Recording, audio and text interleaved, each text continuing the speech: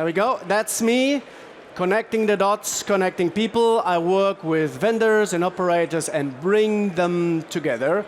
And one of the key topics that we face these days is where are we going? Where is the industry heading? Future of TV, that's part of a research I do currently with leading tier 1 telcos in Europe. And as you know, these TV services all look a bit like Netflix these days. The ever same rails.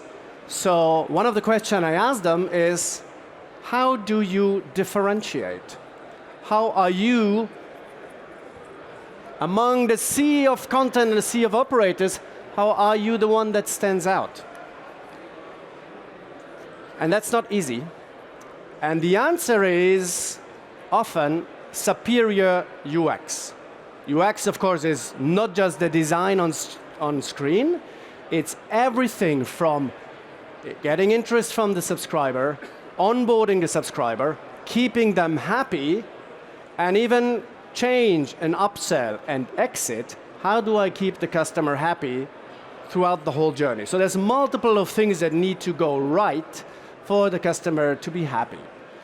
I have 3 experts here today that all tackle different elements in that value chain, and we're going to hear from each of them. First, a little introduction speech, showing you what they do in their companies, and then we'll have a discussion.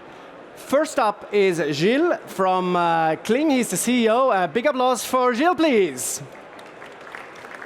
Gilles, stage is yours. Thank you. There you go. Right, thanks for attending, all of you. And glad to share a little bit about what we do and some of the challenges that we think are very important to tackle in order to improve retention. So that's a company that I founded 13 years ago now. I'm a CEO of the company based here in Amsterdam, and we focus on subscriber retention management.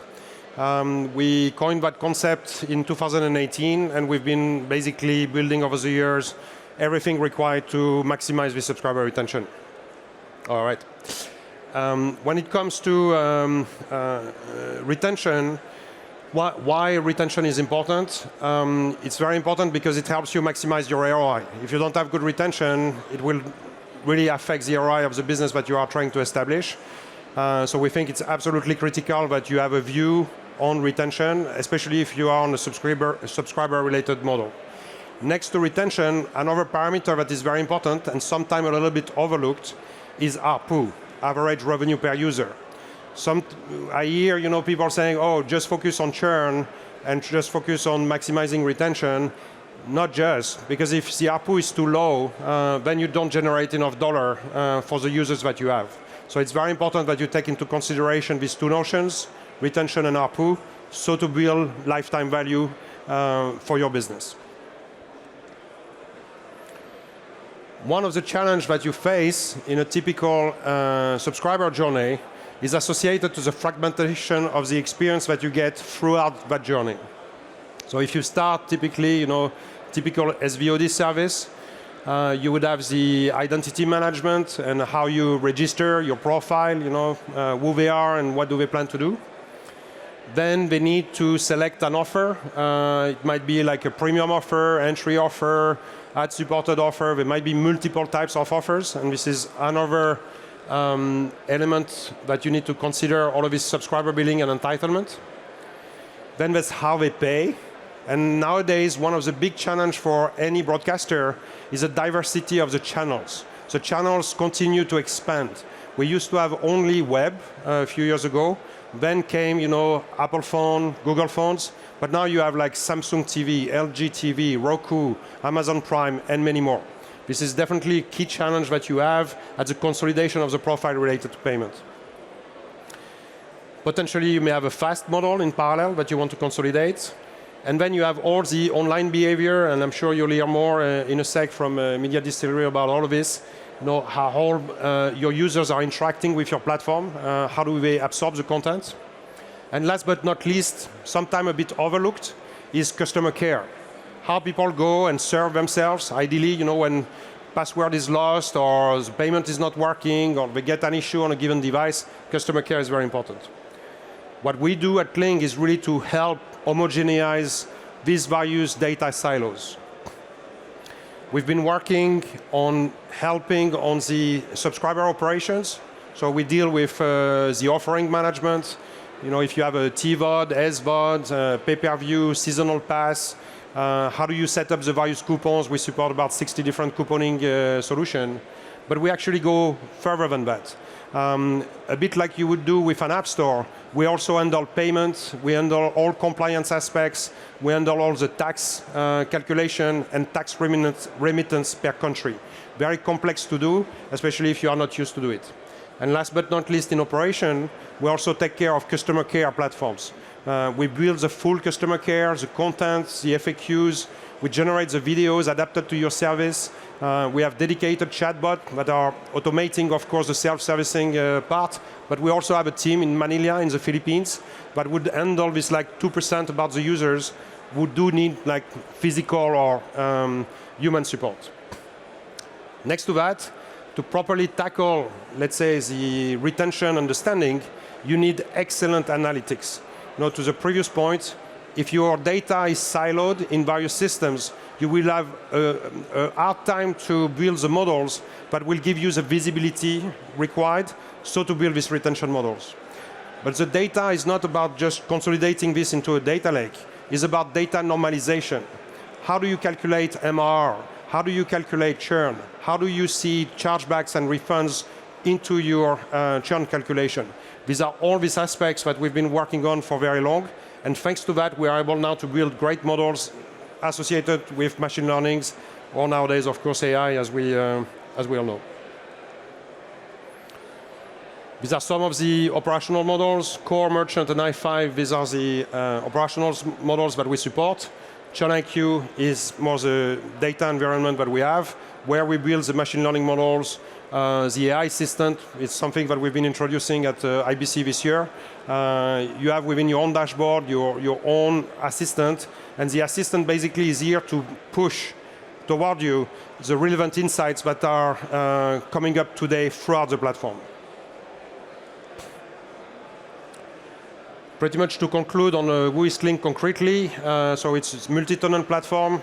All of our clients are on the same, which helps a lot, of course, when you need to train large language model or machine learning models. It helps a lot to have a single platform for all of your clients with a very high availability. It allows us to introduce very fast innovation. We do sprint planning of 2 weeks, so every 2 weeks we have new innovation coming to the platform. And thanks to this very much product focused, we were able to sign quite a number of big logos in the past, and we continue. We are lucky, you know. I realize this year, I mean, the industry, there was some stress definitely in the industry. I could perceive, but we are happy to see that we continue to sign quite a number of deals.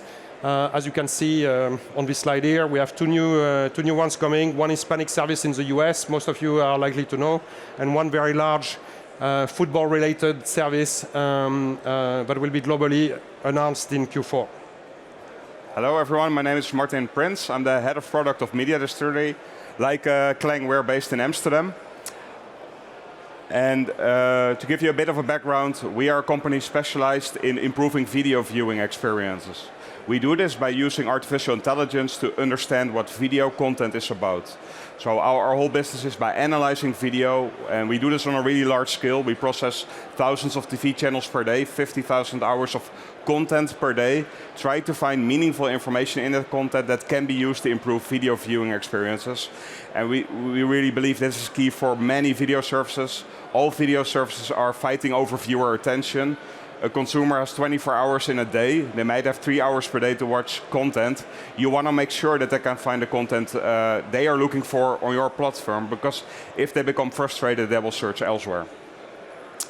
How we do this in practice, we have a big cloud-based platform where we ingest a lot of audiovisual content, have a lot of different AI technologies built in, which we use to create enriched metadata, and this is all used to solve certain use cases. So we want to make sure that people can find content in less time, make sure that they have detailed information about the programs, make sure they can have new opportunities around advertising.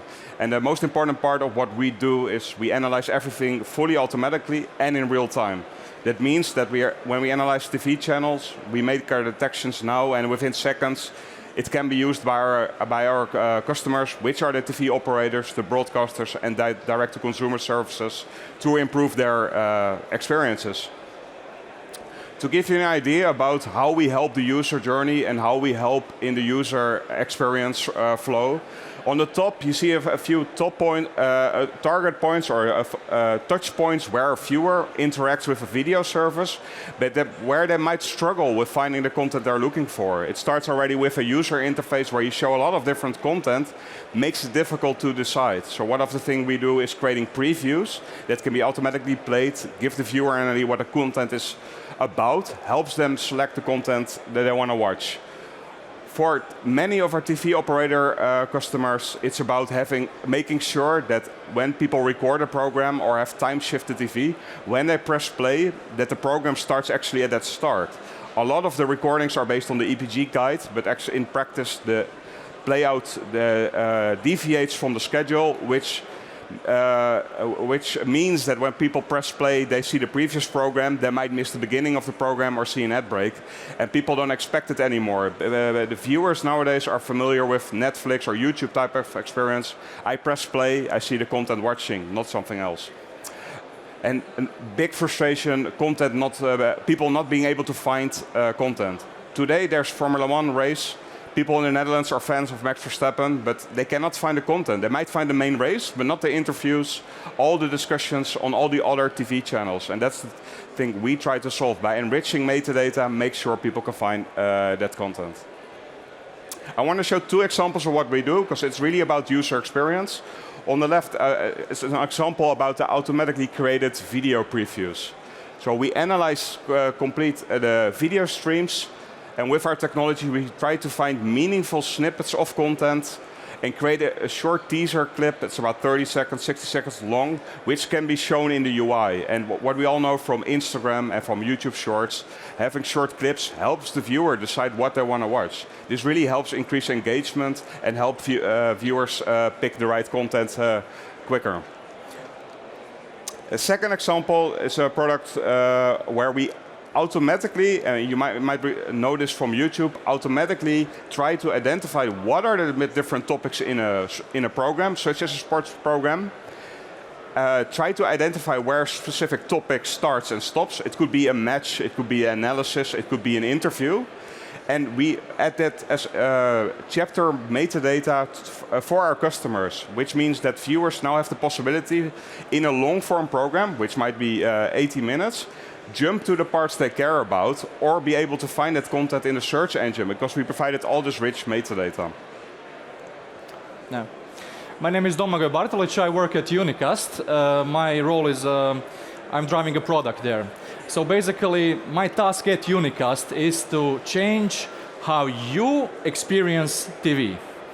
So that means that I have to think a lot about how users will interact with the content, and that this interaction is meaningful, enjoyable, and simple. But this task isn't easy. So we at Unicast, we are a company which we are actually a product vendor and a system integrator. So we work with lots of ISPs, broadcasters, lots of companies around the world, which are actually trying to build some video services, and with the final goal to acquire new subscribers at one point, but also retain them. That means that in this process, we need to talk a lot with the operators. So when I have these talks with operators, I often ask myself, are we actually engaging or losing users? So we have to be real. Market is very saturated. So basically we have lots of services which subscribers can select. They can subscribe to any of them. And each of these services are trying to build some kind of retention mechanisms. They are trying to build some kind of big technologies around it. And the key is, I think that in some cases, operators are playing pretty much safe. So, because you all also see that these users cycle from one service to another. They subscribe, they watch content, maybe they binge some content or watch some sport, whatever, then they change the service. So, sometimes I'm asking myself, is there any kind of elephant in the room? So, my question for you is, when was the last time you actually offered your users something really, truly different? So, let's talk about motivation. Why user stays on a service? So, of course, the most important thing is content. The second thing is price, right? Then, of course, the user experience. But is that all? I would say that simplicity is extremely important. That means from onboarding subscribers to a service, to using the service and retaining them in the code cycle. Communication and simplicity. So, my question for you, do you really know your subscribers? Do you really know your users? So, one thing that I would like to point out, we are actually taking time of subscribers. They're actually trying to have fun. They would like to relax, to enjoy the service. So we are actually forgetting that this is entertainment industry. So we sometimes don't have to talk about technology. So we at Unicast are constantly trying to figure out how can we change the way users interact with the content. So why not, let's say, talk with the content like with your friend? So if you come to our booth, you can see some examples of the remoteless TV experience. So basically, you can use any of your devices, talk with it, and you can play something on a big TV device. You can also discover content simply by what is being said. So you can say, okay, find me that scene where some guy talked about, I don't know, IBC in Amsterdam. So you will get some of these results. And also regarding this content discoverability, you can also search content by simply describing the scene. So let's find me some scene where with a beautiful couple on a beach, and you will get such results. So this is the way how we can maybe try to just change the way how we use the users. So what's next? Is maybe time for some kind of a radical change? I'm not sure. But I can see that retention responsibility, you will see today, it's actually shared among many levels. And I would say that we need to understand user. So there will be lots of questions. We don't have all the answers, but I know one thing.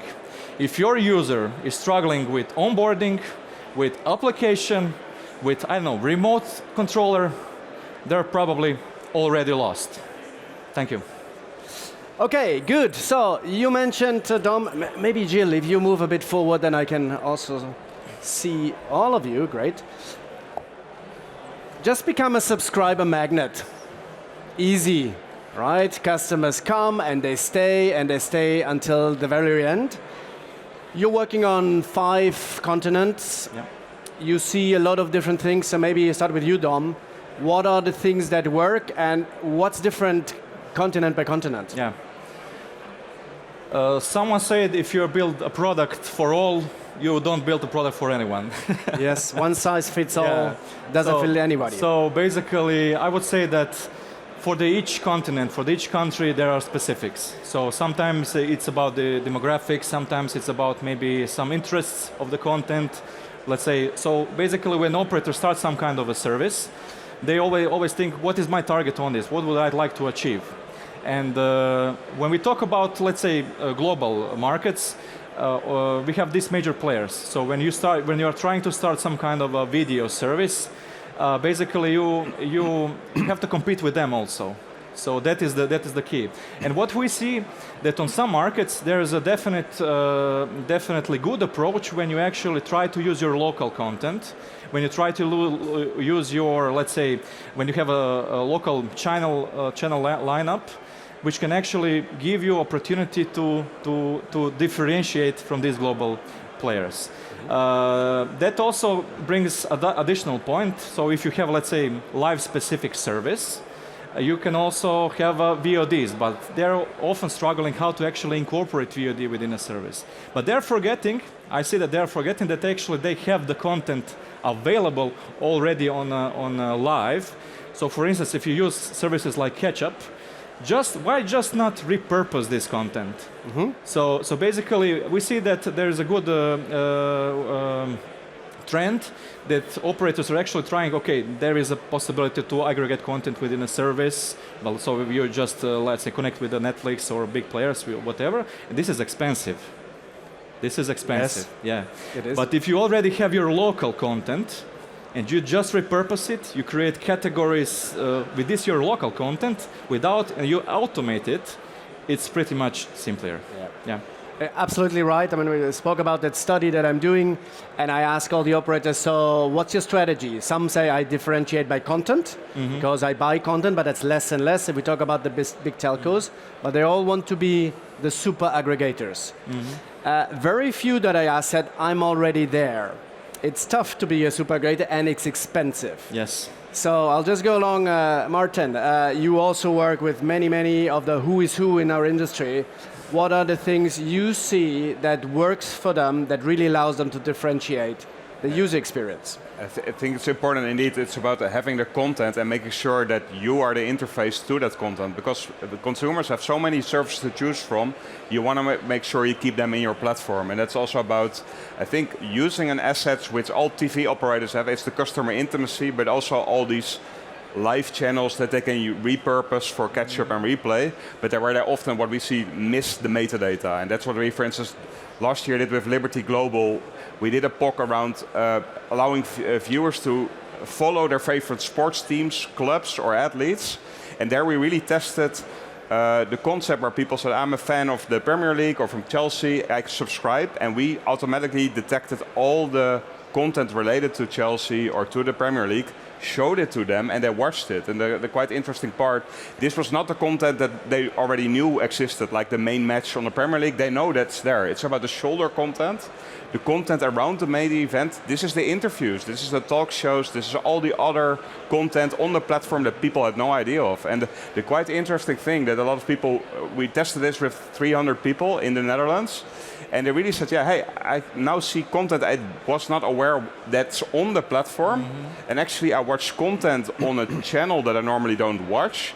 And I stay here, and I would normally go to YouTube to find it. So actually for Liberty Global, it is really important to see that we have this content, we have this live lineup. It's refreshed all the time. They have a bigger catalog than Disney or Netflix. But if you cannot use it, then it's lying there to waste. And what we see with these automated tools, you can make this service, and you see that for the viewers, it's really appealing. Yeah. And metadata is a very good keyword, because if you want to be super aggregator, that's a quote from Deutsche Telekom, if you want to be super aggregator, you need to have super metadata. Without it rhymes, but it works. That's the only way, because otherwise you can't find anything, you can't aggregate. Gilles, from your side, you fight churn. You must be the best friend of all the operators, because that's the bad word. Churn needs to be under control. We showed your quite advanced way of things you tackle. What do you tell people, or the operators, where do they need to start? What's important? So certainly maybe in terms of global expansion, I tend to believe that user experience tends to be fairly common across the globe, to be honest. So the content is changing, because that's what you consume, and of course, as a German or as a French, you know, and various nationalities, you would look at different content, but from a user experience standpoint, people expect more or less the same. If you look at the most successful services globally in terms of digital space, take Apple and Google, Uber as an app, and many other of these services. It's not like we have different apps per country. It's the exact same app. There's barely any change that is happening from a per market basis. So after, it's more to look at what is common, because then you can do a lot of savings if you concentrate properly on these commonalities. And where do you need to differentiate? And you put your money where you need to differentiate, because this is how you're going to win. When we speak with, let's say, the broadcasters that we have about this kind of churn management, I think, in my view, one of the biggest complexity nowadays is the understanding of data. We all talk about data. I think there's been an explosion of data access. People tend to say data is the new oil, so if you have a lot of data, you'll become rich from that data, which is true, but the difficulty is the processing of the data. It's the normalization of the data. So the better is to have a platform where you aggregate the various sources of data, where you have the right engineers that can normalize all of this. And now, thanks to the latest technologies, absolutely available from AWS or GCP and some others. Talking about AI? Talking about AI, absolutely. So if you use like the bedrock of AWS, the Vertex, it helps you so much dig deep into data and generate insight within days. I mean, you can figure out things that would take you like months in the past about where do I have loopholes, where do I have weaknesses with my platform. If you are into QA, if you are into payment, if you are into content recommendations. AI helps you dramatically, but the only way you can get there is to have the right mindset in terms of data management. And this takes really a change, to operate that. Going back to easy to do and change management, we thought we were a data company for long because we were managing payments, right, and managing offers. But it really took us like about 5-6 years to really get the right engineers, get the right technology, and be able to process data at scale in a meaningful manner. Okay. So let's talk about some pain points and challenges to get there to outstanding user experience. You mentioned you need to have the right metadata. You're speaking about getting data, treating data, generating insights. What else are your customers struggling with to really get to the outstanding level? Dom. Yeah. So when we built, let's say, these applications and so on, I always think that what is the purpose of the application? So you actually just want to watch something. So basically, all things that we built, use fancy user interfaces, all the things, basically you just want to watch the content. So of course there is a question of discoverability. There is a question of quality, and also I see that when the content is easily discoverable, when you have the, let's say, supreme quality of the service, then basically you will have the satisfied user. He will not need to change to the service. Okay. Of course, you don't have all the content. So if you offer them some let's say, these mechanisms to actually to give them meaningful maybe recommendations, meaningful suggestions, it might help. For instance, I read that about 70% of the users are actually just watching what is suggested. Not that it doesn't have to be by recommendations. You just have to maybe plan your application in a way to use meaningful data, like, I don't know, top content in your neighborhood, or maybe the top sports events and so on. So basically, if you just do some kind of a creation, it doesn't have to be too complex, you might be more successful. Okay. Let's do a spontaneous poll. Dear audience, who has been searching content online in your pay TV, telco subscription within the last week? Hands up. What has the rest been doing? So, okay, wake up. There's a question to you. Who has been searching content within the last week? Who has been happy with the time it took to find content? One. Okay, we need to speak with you later. Your operator makes... it's your own platform, right? We got it. Okay, so it takes too long because we're searching rather than finding. And I always say, if you're a search engine, you should call yourself a find engine. I think it was a guy who's not on the panel, it was another panel, said, our business should be that you use my product the least possible time because I want you to get to watch the content as quick as I can. So yeah, quite some challenges to get there. It's huge amounts of content, and you add another 10,000 fast channels, and as the user is completely overwhelmed. So how do we get there? But let's say the customer is onboarded, the customer starts watching, then the fun begins. How do we keep him or her engaged? And Gilles, you detect the early signs of customers not being happy. Can you give us just a few examples? You have so many data points. Sure. How do you see that a customer might not be happy anymore? I'll answer this in a sec, but since you mentioned a minute ago, the big difference between searching and getting the right insights, for me, that's a fundamental change that is currently happening actually through AI. You used to search for information, you used to go to dashboards, to figure out, what to look at. And what AI can do is actually push the relevant information to you. And same would go, let's say, for content discovery. You used to search for content, but if the AI model is able to properly understand what you've been doing before, what are the kind of attributes that you have, it will be able to push content that is highly relevant to you. You could even think in the future, the content will be created on the fly based on your profile. So then basically, you will get exactly what you need. So that was just a little aparté for your point. In terms of data points related to identifying, let's say, the risk, one thing I would say is do realize that about half of the churn is payment related. So most people don't realize that. They tend to look like very tiny little detail. Yeah, there's something not exactly working. This is affecting our churn. 50% of your churn is payment related. What does that mean? Payment is the credit card is expiring. If the client has been using Apple Pay and Google Pay, we may think that Apple Pay and Google Pay are wallet-based system, and therefore they would recur at a very high rate. Actually, Apple Pay is attached to your mobile device. Every time you change device, it resets basically the subscription logic. So you have way lower subscription rate success on Apple Pay that you would have on a traditional credit card. Most people don't know that, and if you don't pay attention, well then basically one will convert at 50% and the other one will convert about 76 to 80%. So these are the elements, for example, around payment, which are absolutely critical to tackle.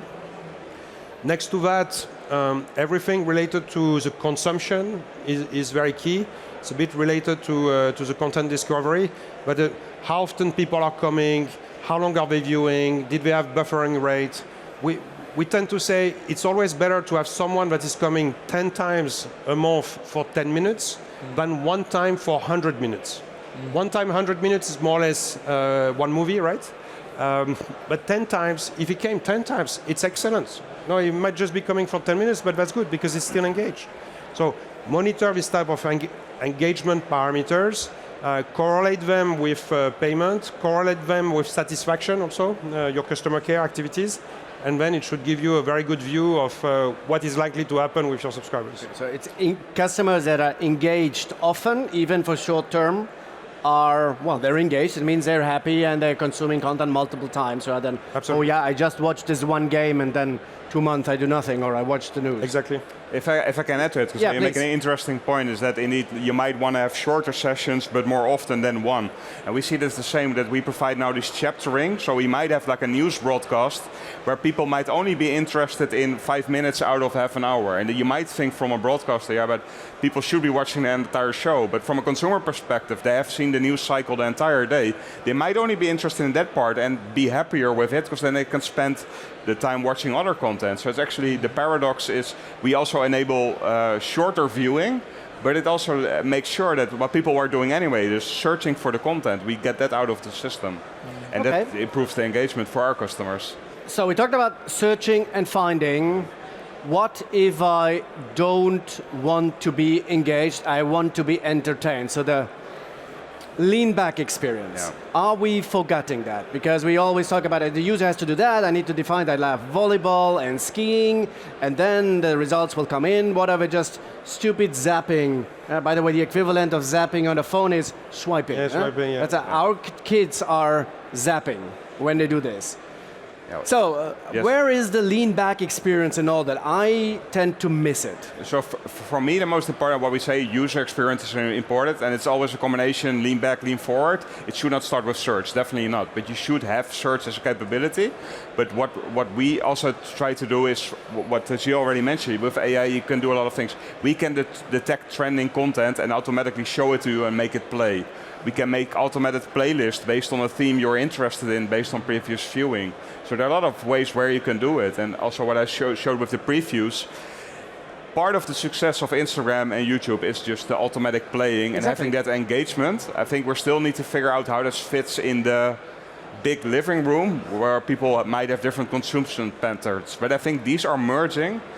We know people do not want to spend all the time searching. It's an active, you want to relax, you want to be entertained. And I think these will come together pretty soon. So if you think about your customers, would you rather say they have more the static interface or they start with video? I mean, I don't see a lot of video-centric user interfaces. It's quite interesting that the honest answer here, there's not one size fits all. And that's what we see with our customers, that NLZ in the Netherlands, they have older audiences, younger audiences, and they see just different needs and patterns for different audiences. So they introduce, starting with the UI, more like a vault catalog, but a part of their focus group said, I just want a zapping. I do not want to have this interface. While for others, like younger audiences, do not start with zapping. It doesn't make sense, because you're not, you do not want to use it. You don't use it as a mechanism. So I think offering flexibility to your different customer needs, that is more important than just one form of it. Yeah. Let's use the last couple of minutes to talk about AI. AI will solve everything, and everything will be cheaper, right? Definitely. So it's interesting. No, definitely not. It's not going to be. No. That was a trap. It was obviously it's a trap. Now, so I think it's interesting. We are an AI company founded 10 years ago, but I am not trying to sell AI to our customers. I heard a really good quote a while back at a conference. People are not buying AI, they're buying solutions to their problems. Yes. That means you need to have, AI is a tool. It's just a tool to a means. It's not the goal itself. And that's also what we try, and indeed cost is an important aspect. We're not suddenly going to say Gen AI will solve everything for you. It doesn't make sense at all. From business perspective, cost perspective, from technology perspective, it doesn't make sense. It's always figuring out what can we do in the most economical way. And for us, sometimes it's using machine learning, deep learning, sometimes Gen AI. But always, it starts always the conversation with my customers. What are you trying to solve? I'm not generating data for you just to generate data. What is your pain point? Where do you want to be next year? And see what we can do to help you to get there, and not start with, let's use AI. Yeah. I can agree with that. Actually, there's lots of AI all around, you know. It's so much solutions, so much ideas, so much of everything. But from this, let's say, big, vast of options, we have to find the meaningful things for a user. So we can build lots of things, but if they are not meaningless for a user, that doesn't make sense. They don't make sense. So my point is, let's try to understand the user. And sometimes we are pushing AI on lots of levels, and but we are forgetting to ask subscribers, what do you actually want?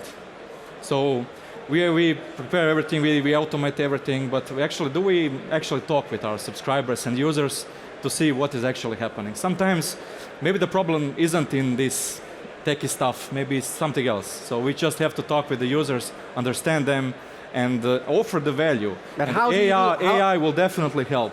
How do you do that? How do you talk to your 1.5 million subscribers? Well, for instance, if we talk with someone in the emerging market, they don't have a problem with AI. They have a problem with AI, but they have an infrastructure problem. So, you know, I can maybe create a video-first solution for them, but they have problem with bandwidth. So it's totally different set of problems that they have. So you have to understand what is actually happening at this market with this target group and these users. Okay. Yeah. One of the questions here from this study, a big section is about AI. What are you doing? By the way, all of them are still in early days, very little deployed, lots of testing. You can do a lot. You can do personalized user interfaces. I understand that, you're a video first guy, so you have this version of the UI instead of building its configuration. But one of the key challenges is I need to know who's in front of the TV. Yeah. That's very easy on a personal device, which is a mobile phone. On the TV, is it my 14-year-old daughter? Is it a 17-year-old son? Is it my wife? Or is it all of us together? How do I find out who's in front of the TV? Have you found solutions for that? Something is always cooking, you know. Good answer. I know that's tough. I'm putting you on the spot. Sorry for that. Isn't it maybe related to your question about the lean back, lean forward? Usually, if you're alone, you are more like lean forward. If you are a group, you are more lean back, right? If you watch TV with like 3 people, it's not like everybody is trying to change the channel, right? So you are all like watching a football game or a movie together. So you are more like enjoying it with a beer or whatever. So the TV guys, so the TV OEM hardware manufacturers, especially those that tend to build phones, what they do, they build, so, anybody has an Apple tag or Samsung tag, using it to track their bags when they travel? Okay. The technology is used ultra wideband. That means if my phone sees your tag, now if my TV has a sensor inside, the TV knows that Andy's phone is now in front of the TV, and my wife's phone as well. So they start to know with a precision of 3 centimeters and 3 degrees who's in front. So that becomes interesting technology. You could put that on your set-top box if you still have it, but there's ways to get there. Cameras don't work so well. People don't like to be watched. So, but yeah, all of that is cool. And one of the things I heard, and I know we have 1 minute, is instead of using AI to help them the user experience, can I have AI to find me new subscribers? And I think that was one of the last legs of your journey. From the people that churned, how do I bring them back? So the win back is very important. Also, put a lot of attention on this win back. What we see usually is about 30% of the users who have churned are able to be won back through simple means, right? So often well-targeted email, or if you have this like in-app pop-ups and this type of things, you can really achieve quite a bit. You will reduce a lot your customer acquisition cost if you are able to do it at the time of win-back. So definitely invest in win-back.